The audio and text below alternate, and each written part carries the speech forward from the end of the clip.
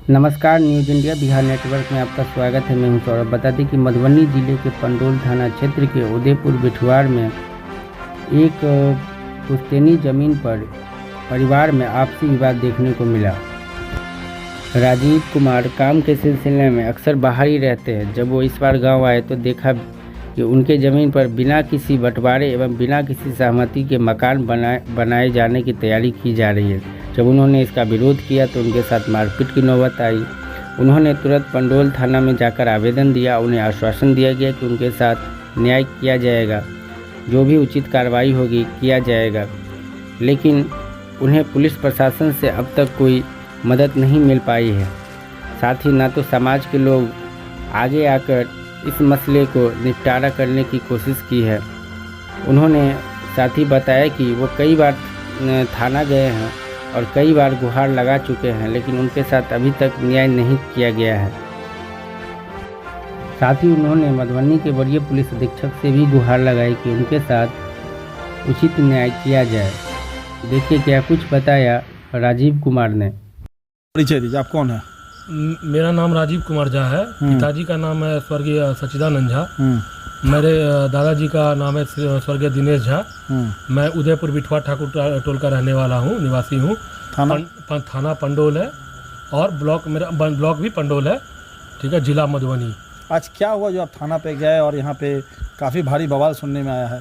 Sir, मेरे बार बार आवेदन देने के बाद मैंने 9 मार्च को पहला आवेदन थाना में ये दिया था कि मेरे चाचा द्वारा जबरन ज़बरदस्ती पेपर पे साइन करवा के दादी से, जो कि 92 साल की हो चुकी है, वो मानसिक रूप से बीमार है, उससे गलत तरीके से साइन करवा के उससे म्यूटेशन करवा के उसके लिए मैंने आवेदन दिया था कि हमारा ज़मीन पे अवैध कब्जा ना किया जाए।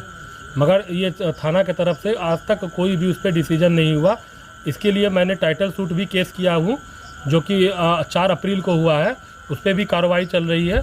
मगर इसके बीच में हमको बहुत तरह का मानसिक प्रताड़ना दिया जा रहा है कि तुमको मार देंगे, ये कर देंगे, वो कर देंगे, तुम ज़मीन छोड़ के भाग जाओ। और मुझे ये नौबत आ गया है कि मुझे बहुत सारे लोगों से धमकी आ रही है आज के डेट में कि आप तुम मेरी ज़मीन छोड़ के नहीं गया तो तुमको जान से मार देंगे।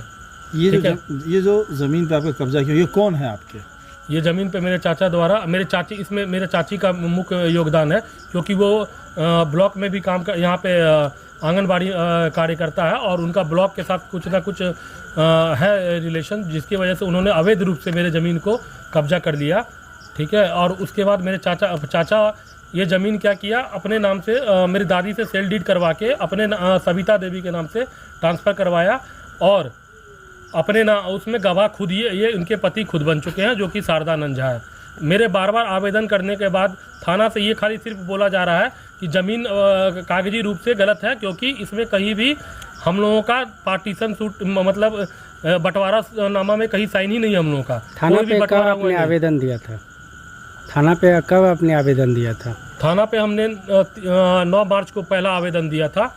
उसके बाद बार बार जाने के बावजूद भी कुछ नहीं जब किया जा रहा है, जबकि जब तक ये वेट कर रहे हैं कि ये लोग घटना कुछ हो जाए उसके बाद वो हो जाए। बार बार मेरे साथ प्रताड़ना किया जा रहा है कि मुझे तुमको ये कर देंगे, वो कर देंगे। ये सर जो छिला है किस लिए? क्या सर क्यों छिला हुआ आपका? हाँ सर, मेरे पिताजी का आज बरसी है, इसीलिए मैं यहाँ पे आया हुआ हूँ। मेरे पिताजी का कोरोना से आज से 3 साल पहले देहांत हो गया था। यहाँ पे आए हो, आप लोग इस घर में नहीं रहते हैं क्या? नहीं सर, घर में ये कब्जा करके रखे हुए हैं, 2 घर में कब्जा करके रखे हुए हैं। सिर्फ हम लोग एक घर में रह रहे हैं और ये जब पूरा ज़मीन भी कब्जा कर लिए, 2 रूम भी कब्जा कर लिए।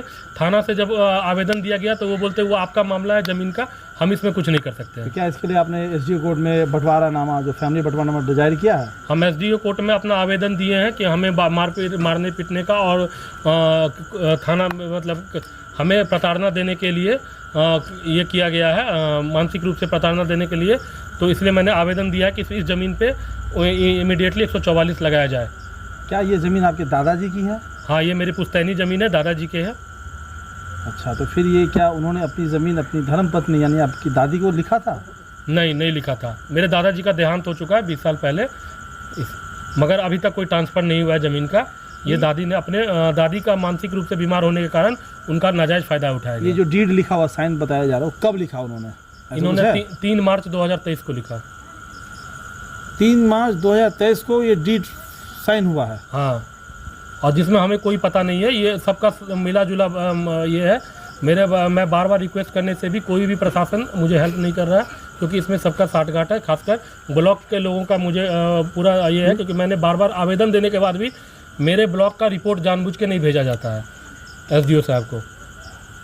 क्या इसको लेकर के जो 4 तारीख को आपने बोला अप्रैल, वो आपने टाइटल शूट आउट किया है, इसकी तारीख क्या है? कोई टाइटल शूट में सर एक था 29 या 30 तारीख को सुनवाई था, इस बार 13 तारीख को सुनवाई था, और अगली सुनवाई ये है। 2 बार जा चुके हैं हम लोग। आप लोग क्या हैं? हाँ। दूसरा पक्ष से कोई नहीं गया, टाइटल शूट आउट से कोई नहीं जा रहा है? कोई नहीं जा रहा है, और इसको जबरन घर बनाया जा रहा है ताकि इसको ज़बरदस्ती कब्जा किया जा सके। आपको डर लग रहा है? किस बात का डर लग रहा है? हमें डर है कि सर हमें मानसिक रूप से हमें कल कुछ भी किया जा सकता है, क्योंकि ये लोग आपराधिक मानसिकी की पहले से ही हैं, और ये षड्यंत्र रचते आ रहे हैं। 1 साल पहले यदि कोई मानसिक रूप की पीड़ित दादी से साइन करवा के पूरा जमीन है, तो कल के डेट में कुछ भी कहा, क्योंकि इनका मैंने बार बार ब्लॉक में भी आवेदन करने के बाद कोई कार्रवाई नहीं हुई, थाना से भी कोई कार्रवाई नहीं हुई। आज तक थाना पे क्या बोला जा रहा है? थाना पे यही बोला जा रहा है कि आपका ज़मीन पे ये म्यूटेशन किया हुआ है, मेरा इसमें कोई रोल नहीं है, आप जाके कोर्ट से स्टे ऑर्डर लाइए, तभी हम कुछ करेंगे, नहीं तो नहीं करेंगे। हमने बोला सर ये विवादित, मैंने अपने सारे ज़मीन का पेपर उनके सामने प्रेजेंट किया। वो ये जरूर बोल रहे हैं कि हाँ ज़मीन का पेपर अवैध रूप से गलत है, मगर इसके लिए आपको कोर्ट से ही ऑर्डर लेना होगा।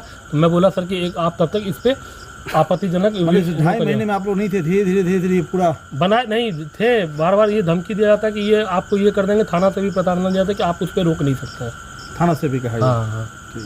क्या चाहते हैं यहाँ के SSP से? आप क्या कहना, गुहार लगाना चाहिए? SDO से क्या कहना चाहिए? SDPO से क्या कहना चाहिए? SDO साहब को मैंने आवेदन डाला है, मेरा SDO साहब सर से यही आवेदन है कि इसके ऊपर जल्द से जल्द कार्रवाई हो जाए, क्योंकि ये कल के डेट में हमारे ऊपर खतरा है।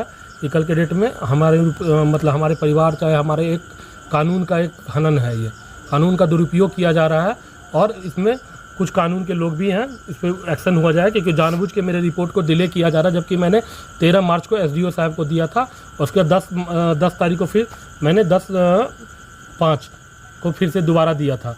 आज तक उसके ऊपर कुछ भी एक्शन नहीं हुआ, और ये ज़बरदस्ती घर बनाया जा रहा है, और हमें मारने पीटने की धमकी दी जा रही है, और थाना कचहरी का धमकी दिया जा रहा है।